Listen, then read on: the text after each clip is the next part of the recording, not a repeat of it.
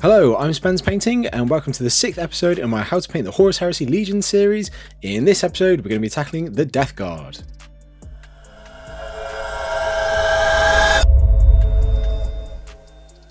So first things first, we've got our Mark III Marine here and he's primed in black. We're going to go ahead and give the whole model a coat with Vallejo Game Colour Dark Flesh Tone.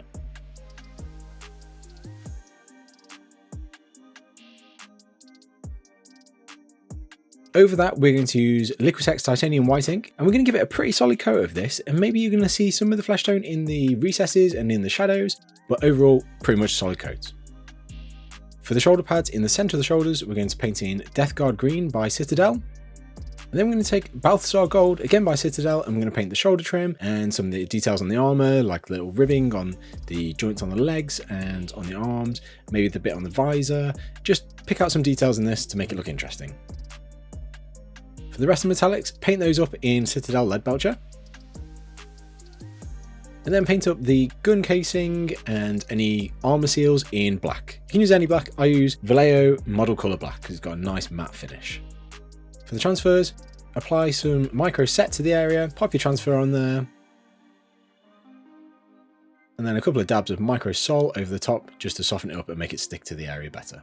Go ahead and apply some matte varnish over the top of those transfers to seal them in for when we grime it up. If you want to use a spray varnish, you can here. I'm just showing you how you would apply it with a brush. So that's all our base coat's done. Now let's add some interest to the model. First up, we give the whole model a coat with MIG Streaking Grime. MIG is the brand. I get this asked quite a lot. Don't use AK, use the MIG version.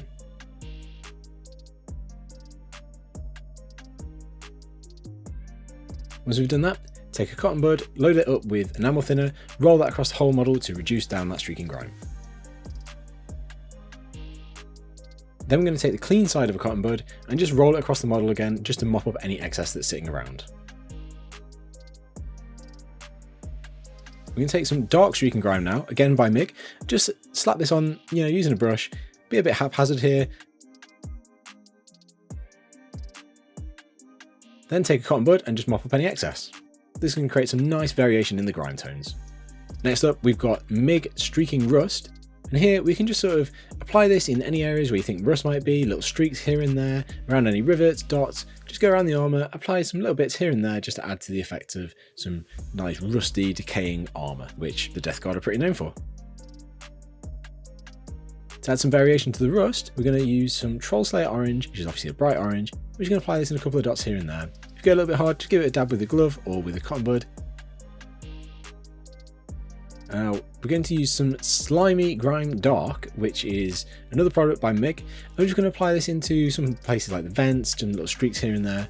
Don't go too hard with this because it's quite a strong product, it's a strong look, so less is more with this one. Now, I've dried the model off with a hot hairdryer. I'm going to add some extra definition using MIG Black Enamel Wash. So you just apply this into any recesses or any areas that you want some extra definition, like around rivets or into recesses or joins in armour, anywhere like that where you just want to pick out some more extra definition. We go around the whole model and do that. For some more rust, we're going to use Dirty Down Rust, and this you can just dab it onto different areas of the armour in different thicknesses. Depending on how thick you apply it will determine what colour the rust turns out. So just go around, experiment with it, maybe do some thin streaks here and there, maybe do some thick splodges on the armour, and just see how it comes up. And then what you can do is you can take a wet brush and just a damp brush and just touch up some of the rust parts, and that will change it into a lighter rust colour.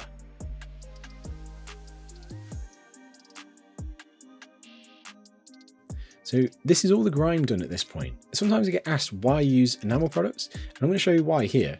So one of the beauties of enamel products are you can keep reworking them, removing them and adding them again. So on this cotton bud here, I've got some enamel thinner, and as you can see, as I'm dabbing it on the model, it's removing some of the grime, but it's leaving the rest of the acrylic products and the dirty down rust that's on there. So if you've gone too hard with anything, you can knock it back just to bring back some of those other colours which are present on the model. So if you do go too hard, you can knock it back a bit, and then if you've knocked it back too much, you can apply a bit more grime just to bring it back up to the level where you are. So for example, here, I've gone a bit too hard, so I'm going to bring it back up later. For the eye lenses, I'm just going to do it really simple, bit of Blood Angels Red contrast paint in there. For the base, I'm going for my usual muddy bases, so we're using Vallejo European Thick Mud. Popping a couple of little bricks in there, some barbed wire. Hit those bricks up with some dark streaking grime. Apply some dirty down rust to the barbed wire. Spatter the base with some dark streaking grime. And then with some Kursk soil, which is also from Mig. Last steps, we're going to clean up the base rim using some enamel thinner on a cotton bud. Just wipe that round and then maybe dry it off with the dry side of the cotton bud. Once that's fully dried, we're going to apply a few coats of some black paints. And there we have it. This is our deathguard. I've shown a few different things in this video which I wanted to touch on, for example, about how the enamels work and how you can knock them back and rebuild them back up if you go too hard with them, or you just want to change how it looks. Obviously, I've shown how to use dirty down rust, which is a different product as well, which I think might be alcohol based, but it's not really published anywhere what it's made of, so I'm not sure. Overall, you can see this is a very, very grimy model. I've done a few other videos in the series. As I said, this is the 6th one. So there's 5 other videos. If you want to see how I do different types of grime or different effects on the models, obviously you can go back through those videos in this playlist and you can have a look at those. If you did like the video, please give it a like and share it. It massively helps. And if you could subscribe to the channel and turn on notifications, that is huge as well. Thank you very much for watching, everyone. See you next time.